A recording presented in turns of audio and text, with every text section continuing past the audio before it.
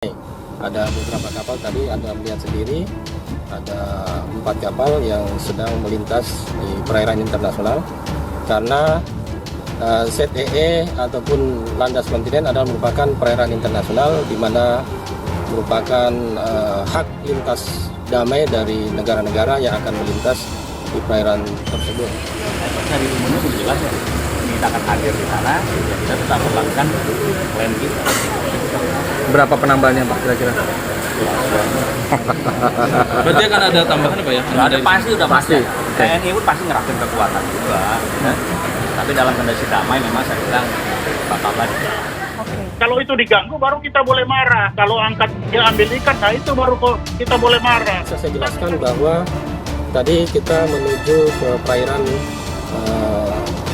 Laut Natuna Utara, yaitu tepatnya di garis batas landas kontinen untuk melihat keberadaan KRI musuh-musuh TNI Angkatan Laut yang sedang melaksanakan patroli. Jadi tadi kita akan melihat 4 KRI yang melaksanakan patroli di batas landas kontinen dan kita melaksanakan patroli untuk melihat pantauan dari udara situasi Laut Cina Selatan atau Laut Natuna Utara.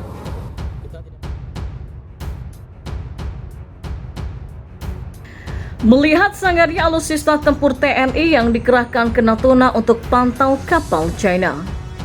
Konflik di perairan Natuna akibat masuknya nelayan dan kapal penjaga pantai China mulai ditanggapi secara serius oleh pemerintah. Dan untuk mengatasi hal tersebut, pasukan TNI mulai dikerahkan lewat Komando Gabungan Wilayah Pertahanan atau Kogab Wilhan 1 di mana mereka akan disiapkan dalam operasi siaga tempur di perairan Laut Natuna Utara. Tidak hanya menggelar pasukan dalam jumlah yang besar dari 3 matra, TNI juga menyiapkan sejumlah alutsista miliknya untuk mengamankan perairan Natuna dari pihak asing seperti China yang kini dirudung konflik dengan Indonesia. Sebagai respon atas pelanggaran yang dilakukan oleh kapal nelayan dan juga penjaga pantai China, TNI mengerahkan korvet dan fregat di perairan Natuna. Untuk jenis korvetnya, kapal tersebut antara lain KRI Sutendi Senoputra 378, KRI Usman Harun 359, KRI Ciptadi 381, KRI Teguh Umar 385, dan KRI John Lai 358. Sementara jenis fregat yaitu kapal yang ditugaskan yakni KRI Ahmad Yani 351, KRI Karel Setsuit Tubun 356, dan saat berada di lapangan, korvet diposisikan untuk menghadapi ancaman dari kapal perang dan kapal selam musuh. Sedangkan fregat diplot sebagai satuan tempur karena telah dilengkapi dengan senapan mesin, rudal perusak dan juga torpedo. Memantau keadaan Natuna lewat udara oleh pesawat intai maritim Boeing 737 di wilayah udara, TNI juga menurunkan pesawat intai maritim Boeing 37 yaitu Maritime Patrol untuk memantau keadaan perairan Natuna dari udara. Pesawat yang disebut sebagai camar emas ini punya kemampuan deteksi yang sangat menakjubkan berkat teknologi radar double agent AMAPS 5045. Dilansir dari indomiliter.com, radar pengendus ini mampu memindai target hingga jarak 250 nautical mile atau sejauh 474,112 km. Meski demikian, keberadaannya di Natuna tak ditunjukkan untuk perang. Tapi yang perlu digarisbawahi, kita terjunkan kapal dan pesawat bukan untuk perang, tapi untuk menunjukkan akan kehadiran Indonesia di Laut Natuna, kata Kepala Dinas Penerangan Koarmada 1 Letkol Laut P. Fajar Tri Rohadi, yang dikutip dari cnnindonesia.com. Jet tempur F-16 juga dikirim ke Natuna, tidak hanya gugusan dari KRI dan pesawat intai maritim. TNI Angkatan Udara juga mengirimkan 4 jet tempur F-16 ke perairan Natuna, berangkat dari Skuadron Udara 16 Pangkalan Udara Rusmin Nujadin. Pesawat buatan Amerika Serikat ini akan melakukan patroli dengan nama sandi Operasi Lintas Elang 20. Indonesia sendiri merupakan pengguna setia dari F-16 untuk menjaga kedaulatan langitnya. Meski demikian, penggunaannya di perairan Natuna juga tidak untuk memprovokasi pihak China. Operasi ini adalah operasi rutin, hanya wilayah kita adalah wilayah barat. Untuk kali ini istilahnya bertempat di Natuna, kata Komandan Lanut RSN Marsikal Pertama Roni Irianto Moningka, yang dikutip dari newsdetik.com.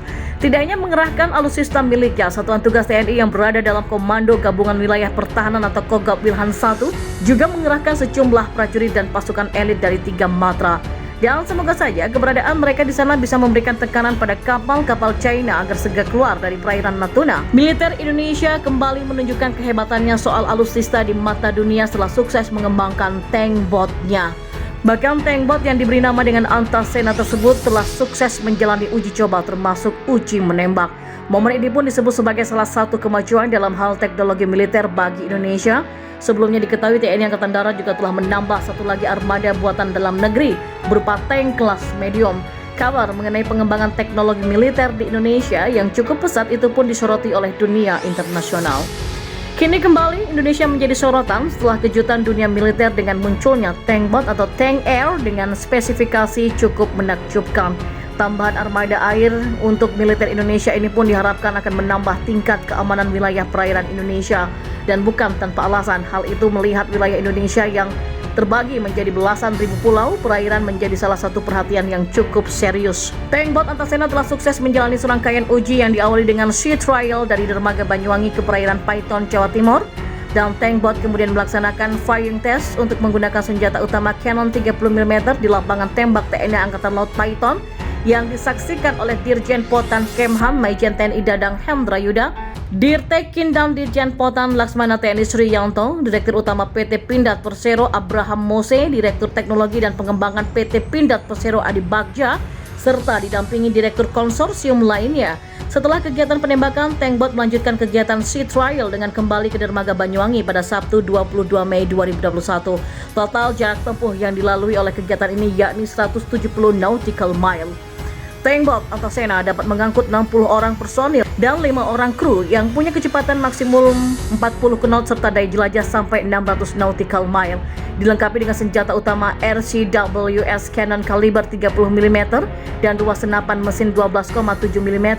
Tank bot siap menjaga kedaulatan dan mempertahankan wilayah perairan NKRI.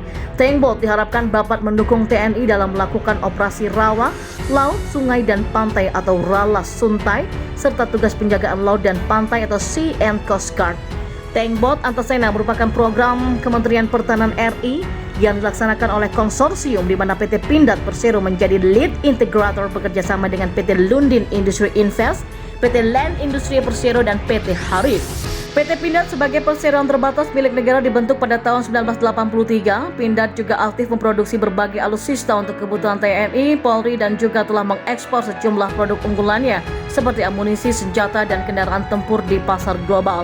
PT Pindad selain menghasilkan alutsista juga punya direktorat industrial yang menghasilkan alat berat seperti ekskavator, traktor, kren, kapal laut serta pengait rel kereta api, motor traksi hingga generator. Lantaman 5 sambut kedatangan 3 kapal Angkatan Laut Rusia di Tanjung Perak. Pangkalan Utama TNI Angkatan Laut atau Lantaman 5 sambut kedatangan 3 kapal Angkatan Laut Rusia di dermaga Jamrud Utara Pelabuhan Tanjung Perak, Surabaya.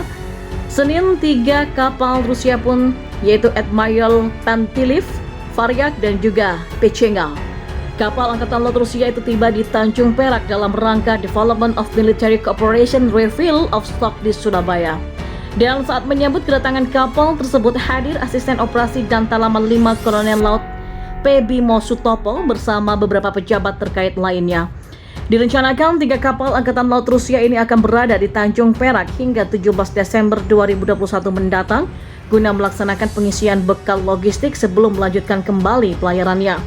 Pada acara penyambutan kapal Angkatan Laut Negara Luar, Lantamal 5 mengerahkan 1 peleton perwira Lantamal 5, 1 peleton bintara dan pasukan dari Satuan Musik Lantamal 5, serta melaksanakan merpluk saat kapal tersebut bersandar di dermaga Tanjung Perak. Pangkalan Utama TNI Angkatan Laut atau Lantamal 5 Kuarmada 2 menyambut kedatangan kapal perang atau Kaprang KD Kelantan 175 di Raja Malaysia.